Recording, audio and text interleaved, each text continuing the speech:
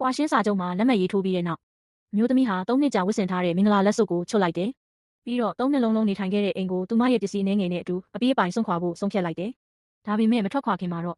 သူမဟာခင်ပွန်းဖြစ်သူရဲ့လိမ်လည်မှုအားလုံးကိုဖော်ထုတ်နိုင်မဲ့သက်သေအထောက်အထားတွေပါတဲ့စာရိုက်ထုတ်တစ်ထုပ်ကိုပို့ထားခဲ့တယ်။ပြီးတော့နောက်ကိုတစ်ချက်တောင်ပြန်မလှည့်ကြည့်ပဲအဲ့ဒီမျိုးကနေထွက်ခွာသွားခဲ့တယ်။တကယ်တော့လွန်ခဲ့တဲ့3နှစ်ကမင်္ဂလာပွဲမတိုင်ခင်တရက်အလိုမှာသူမရဲ့အချစ်ဆုံးတငယ်ချင်းကရည်ရွယ်ချက်ရှိသူမရဲ့မိခင်ကိုကားနဲ့တိုက်တက်ခဲ့တယ်။ဒါတွေမကသေးပဲသူမရဲ့တို့သားလောင်းဟာလည်းအဲ့ဒီတငယ်ချင်းနဲ့လျှို့ဝှက်ပတ်သက်နေပြီးနှစ်ယောက်သားလက်ထပ်ဖို့တောင်စီစဉ်ထားခဲ့တာပါ။ဒီအမှန်တရားကိုသိလိုက်ရတဲ့အချိန်သူမဟာဒေါသအပြည့်နဲ့သူတို့ရဲ့မင်္ဂလာပွဲကိုတွားရောက်တားဆီးခဲ့တယ်။ဒါပေမဲ့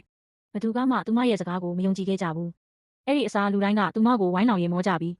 နောက်ဆုံးမှာတော့မင်္ဂလာပွဲခန်းမတွေကနေအတင်းဆွဲထုတ်ပြီးနှင်ထုတ်လိုက်ကြတယ်။အဲ့ဒီအချိန်မှာပဲသူမရဲ့ငယ်တငယ်ချင်းကရှေ့ထွက်လာခဲ့တယ်။သူဟာလူအများရှေ့မှာပဲသူမကိုလက်ထပ်ခွင့်တောင်းပြီးမင်းရဲ့တငယ်ချင်းကိုဥပဒေအရထောင်ချအောင်ငါလုပ်ပေးမယ်လို့ကတိပေးခဲ့တယ်။အရာရာဆုံးရှုံးပြီးစိတ်နှလုံးကြေကွဲနေတဲ့သူမဟာအဲ့ဒီကမ်းလှမ်းချက်ကိုလက်ခံလိုက်တယ်။မကြခင်မှာပဲအမျိုးသားကသူမကိုမင်းရဲ့တငယ်ချင်းထောင်3နှစ်ကြာသွားပြီလို့ပြောခဲ့တာကြောင့်သူမဟာခင်ပွန်းဖြစ်သူကိုအပြည့်အဝယုံကြည်သွားခဲ့တယ်။ဒါပေမဲ့3နှစ်ကြာပြီးနောက်မှာတော့သူမရဲ့ဘဝတစ်ခုလုံးကိုတုန်လှုပ်သွားစေမဲ့အမှန်တရားကိုမတော်တဆသိလိုက်ရတယ်။တနေ့မှာသူမဟာခင်ပွန်းဖြစ်သူနဲ့သူ့လက်အောက်ငယ်သားစကားပြောနေတာကိုကြားလိုက်ရတယ်။အဲ့ဒီစကားဝိုင်းကနေသူမရဲ့အိမ်တော်ကြီးဟာအစကတည်းကကြိုတင်စီစဉ်ထားတဲ့အစီအစဉ်တစ်ခုသာဖြစ်ခဲ့ကြောင်းသိလိုက်ရတယ်။ခင်ပွန်းဖြစ်သူဟာသူမကိုဘယ်တော့မှမချစ်ခဲ့ဘူး။သူလုပ်ခဲ့သမျှအရာအလုံးကသူမရဲ့တငယ်ချင်းကိုကာကွယ်ပေးဖို့အတွက်သာဖြစ်ခဲ့တာပါ။အမှန်တော့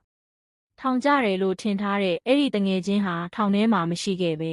။နိုင်ငံခြားမှာစိန်ကြဘဝကိုဖျက်ဆီးနေခဲ့တာဖြစ်တယ်။ဒီအမှန်တရားကိုသိလိုက်ရတဲ့အချိန်မှာတော့သူမဟာအလွန်တုန်လှုပ်သွားခဲ့တယ်။3နှစ်လုံး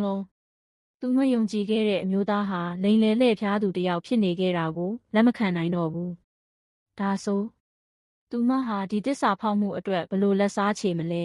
။နောက်အပိုင်းကိုသိချင်ရင် like follow လုပ်ထားပါ။